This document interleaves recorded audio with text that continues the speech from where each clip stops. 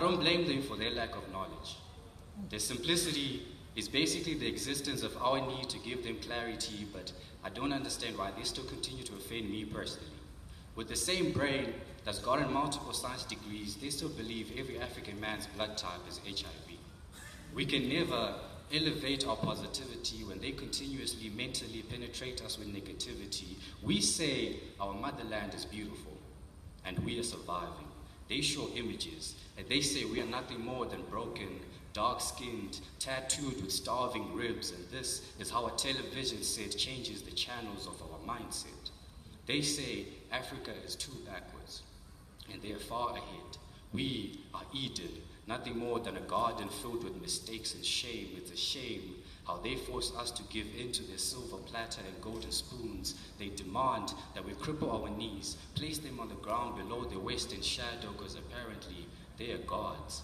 Apparently they have the success keys, but the angels singing over us have a higher note, so they can keep their silver platter and golden spoons. These hands that mold our sadza are perfect enough to shape our nation. Our nation has continuously sat under God's light while they have lifted praises towards their satellite. They continuously worship their drones, machines, and technology because they want a God that is controllable.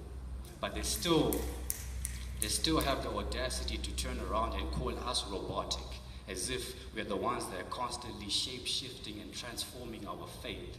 They say we're too dark, too spiritual, too natural, too stuck up in unity, too black, too blue, too white and mixed. We are forever suppressed because we are too much of everything that they don't need. But call us diamonds with the way we handle this pressure. Call us Mandela.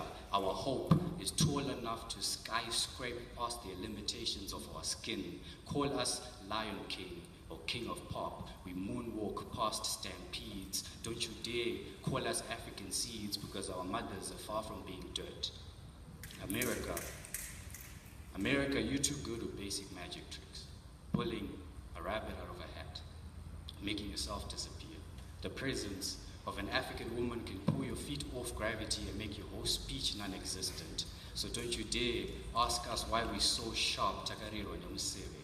We are the tribe that has placed its identity on the moon. Call us knights. We don't need shining armor. We already blind you enough with this glow. We are the butterfly and no need of a western cocoon. We carry cultural significance. No wonder they try to copy the rhythm within our walk. And if someone is to still have the audacity to ask you, what is Africa? Tell them Africa is don't touch her hair. Africa is don't try to surprise her by throwing her into the swimming pool. It's traumatizing enough that our ancestors went through jumping off slave ships into an ocean. A tragic past that has somehow made us so wavy. Africa is a slow sunrise. Africa is a slow sunrise. On this side of the world, time moves counterclockwise.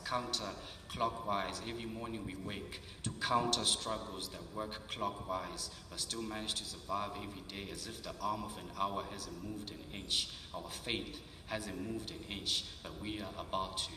It's about time that Africa stands up and says we're too tired of being part of their stand-up.